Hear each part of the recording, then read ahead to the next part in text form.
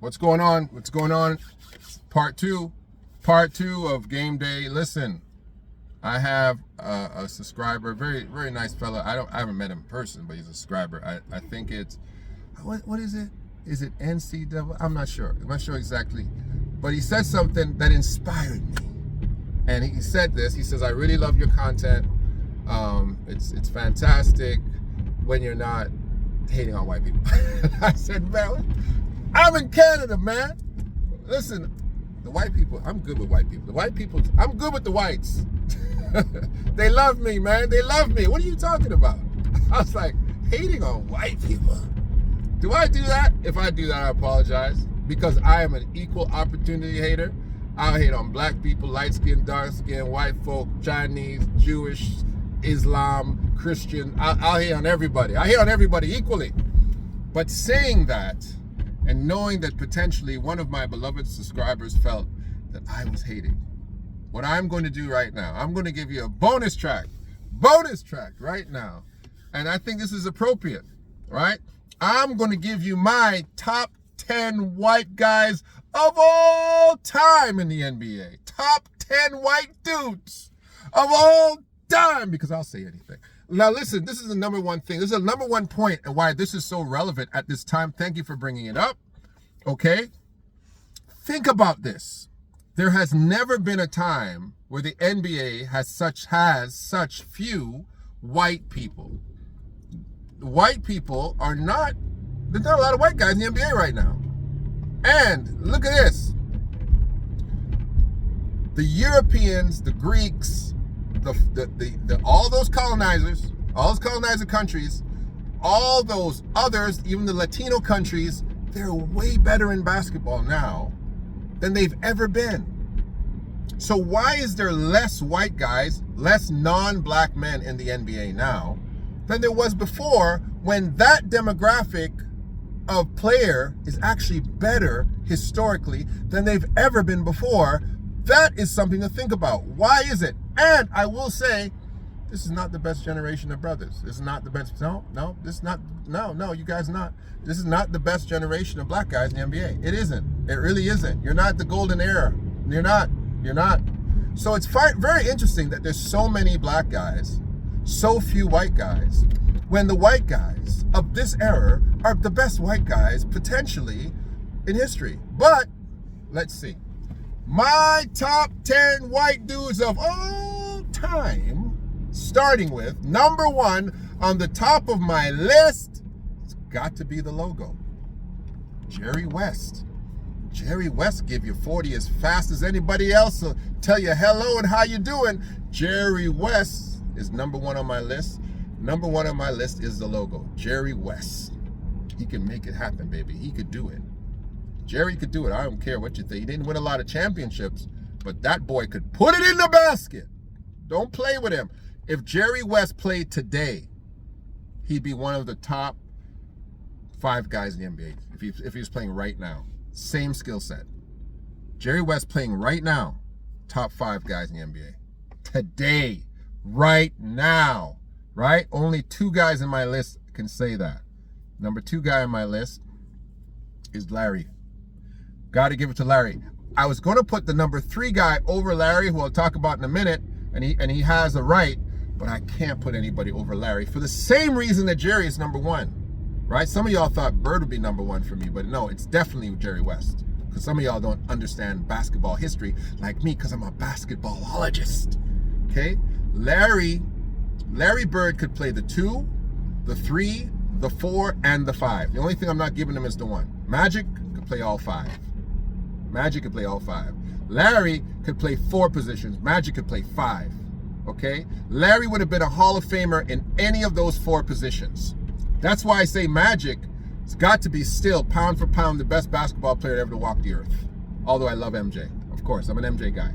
He's the GOAT.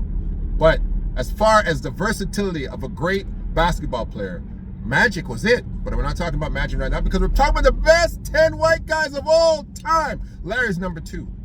Okay? Winning, capacity to win, tenacity, the grit, shooting ability, passing, rebounding. Okay? Straight knowing how to make dudes win. Smack talking. Larry Bird is number 2 on my all-time list of all time, of white dudes, of all time, okay? Number 3, coming into modern era to some extent for this one, the great Dirk Nowitzki. Why? Dirk could have been number 2 easily on that list, but he doesn't have the grit that Larry had, the winning ability that Larry had. Doesn't have it, didn't have it, right?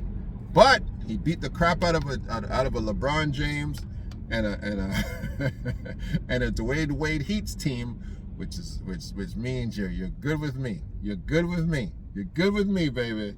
Yeah, man. Dirk's number 3 on that all-time list. One of the greatest to ever do it. Number 4. This is where some of you guys are going to start challenging me from 4 to 10. Okay, and I'll put it out there saying, hey, you know what? Maybe you might have right to, right? But for me, number 4 of the greatest white dudes of all time, for me, number 4 is Kevin McHale. Listen, Kevin McHale, the moves, and I'm gonna hurt you guys' feelings for a minute. Kevin McHale had more moves than Akeem the Dream Olajuwon. Yes, he did. Did you see? Kevin McHale had the up and under, the pump fake, drop step, the left hand, the right hand. Kevin McHale had moves for days, bro. I used to grow up watching Kevin McHale's moves, say, oh my gosh, did you see the move he just did? I gotta do that. I used to practice Kevin McHale moves. The only thing I didn't like about Kevin McHale, that guy was nasty. How would he keep wiping his face with that towel that they had? I was like, is he wiping his face with the same towel that they wiped the floor with? I didn't know they had multiple towels. But at the time, I was like, how does he keep asking for the towel floor girl or floor guy to give him that nasty towel to wipe his face? Oh my goodness. Does he know about acne? But anyway, Kevin McHale is my number 4 white guys of all time. The next guy, and you know what? You're going to challenge me. But this is where I get now. My list goes on to dudes from like, if I played against this guy, how would I have done at my top, at my best? Would I have been able to handle this dude? Was this dude a load? Was this dude somebody who was going to give me buckets? That's how I think about going on from number 5. Number 5, best white dudes of all time, based on that list, Tom Chambers. You guys don't know how good Tom Chambers was. Tom Chambers was a load, okay? A load. Tom Chambers was not a joke. Tom Chambers, I remember when Tom Chambers won the MVP of the All-Star game, people were like, who the heck is Tom Chambers? How's Tom Chambers winning the MVP of the All-Star game against great players? Don't play with Tom Chambers. For me, number 5 all-time white guys, definitely Tom Chambers. Now from here, the list gets a little bit dicey, okay? Gets a little bit dicey. And it's kind of a toss-up between multiple guys, but I'm going to throw this guy in here for number 6. Number 6, it's got to be my guy Stockton. John Stockton hits number 6. Some of you say, well, John Stockton should be above Tom Chambers. I'm talking about dudes who I know I could have dealt with. I could have covered John Stockton. He was tricky. He was quick, whatever. But I could have dealt with him. Tom Chambers, 6'10", 250 pounds of muscle, could jump out the gym. I couldn't have done nothing with him. Okay, I couldn't have done nothing with no Tom Chambers. He was too much for me. I know I couldn't have covered him. I'm just being honest. I couldn't have covered Tom Chambers. That was a whole lot of dude. Give me Stockton though. I got a chance.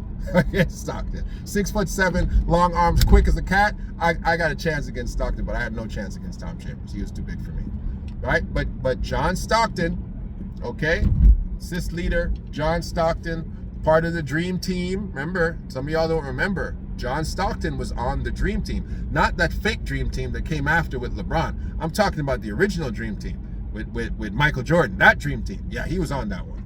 Okay, walked around Olympic Village with his family and nobody knew who he was. He was on the doggone Dream Team. Okay, so where am I at? Am I at number 6? Yes, number 6 for me, it's John Stockton. Then number 7 for me is Pistol Pete Maravich. Pistol Pete Maravich, number 7 on my list, baby. Pistol Pete Maravich is one heck of a basketball player. Okay, he could pass, he could dribble. It was hurtful when he died. He died playing basketball, actually. I don't know if it was, he had a heart attack playing pickup after he retired, and they actually buried his remains at center court of a basketball court that I'm not sure of where. I'm not sure of actually what court they did that at. But that's apparently where they buried him. Number 7. Number 8,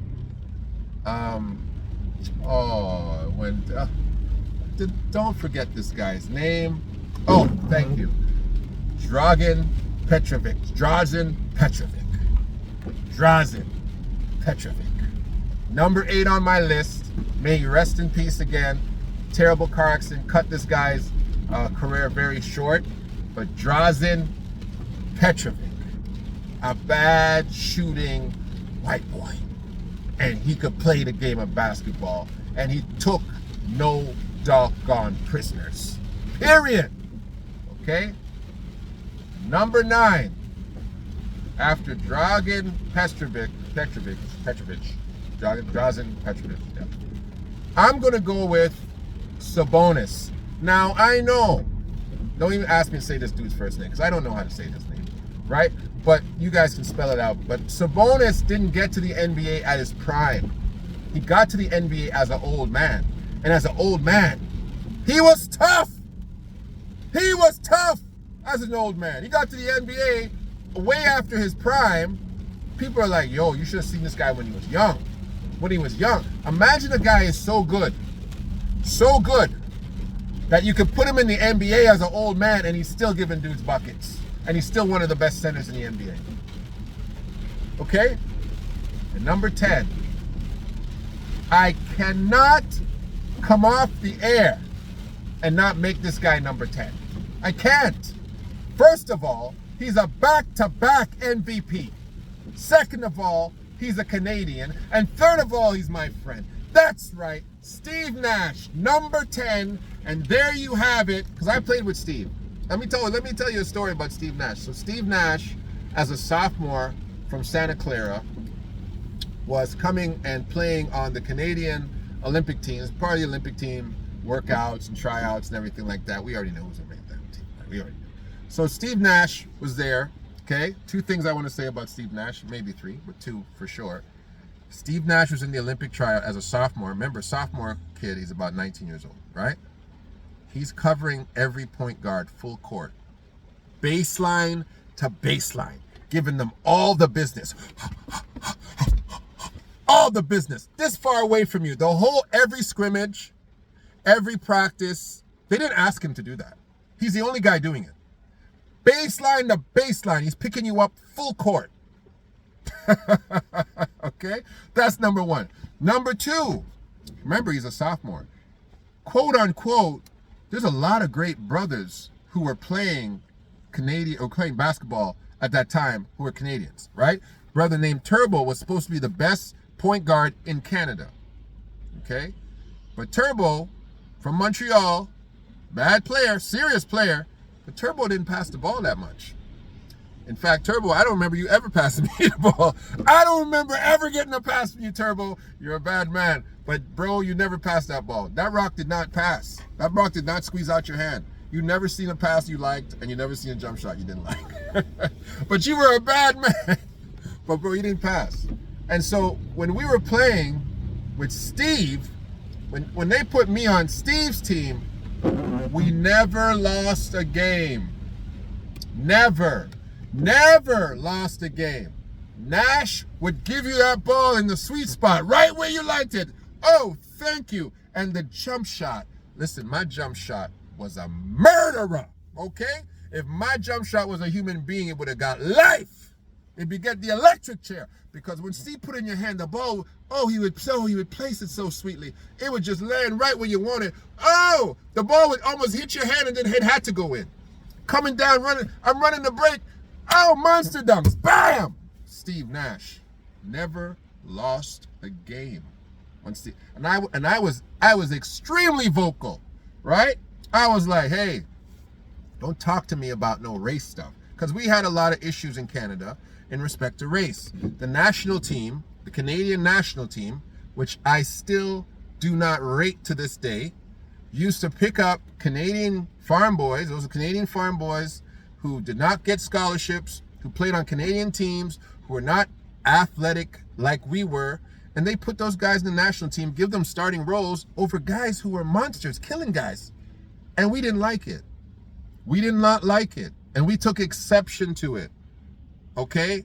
Ken Shields, Donahue, all those guys who would play these guys over us, we didn't like it, bro. And we took great exception to it. But that era had passed at this time. And so dudes were trying to, talk about the fact that they were giving Steve a little bit too much shine. But I was like, I'm not, no, don't call that one. Don't pull that card.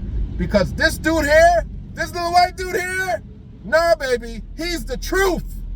I told Steve Nash, and listen, y'all can check if you want, if you think I'm lying. I told Steve Nash as a sophomore, bro, you're going to the NBA. And he looked at me and said, Dell, you think so? I said, I know so. You're going to the NBA. I remember the conversation. He remembers the conversation. And that's why Steve Nash is okay with me. All right? Number 10 on my all-time list of the greatest white guys in the history of the NBA. Don't ever say that I hate on white people. I don't hate on white people. I hate on everybody. You get equal treatment from me, baby. All right? Raptors, do not sleep on Cleveland tonight. I'm going to be watching. Nick Nurse, I'm going to be watching. I don't want to come back here tomorrow and say, I told you guys don't sleep on Cleveland. Do not sleep on Cleveland tonight. Those boys can play the game of basketball. I just want my W tonight. And I'm not playing no game with y'all tonight, okay? Don't make me come back here upset tomorrow. It's my girl's birthday. I want to have a good night. You doggone right I'm going to watch basketball on her birthday. I told her that. I said, your birthday is not going to cause me to miss the first game of the Raptors. I'm just here to let you know, baby. I love you, but basketball will be watched tonight. And here we go, all right? Hey, this is The Real Spiel. I'm Del K. Brereton, and I'm out. Share, subscribe, all that stuff. Do that stuff. Subscribe, share it, like it, all that stuff. All right, I'm out. Yeah. King of the North. Forgot that part.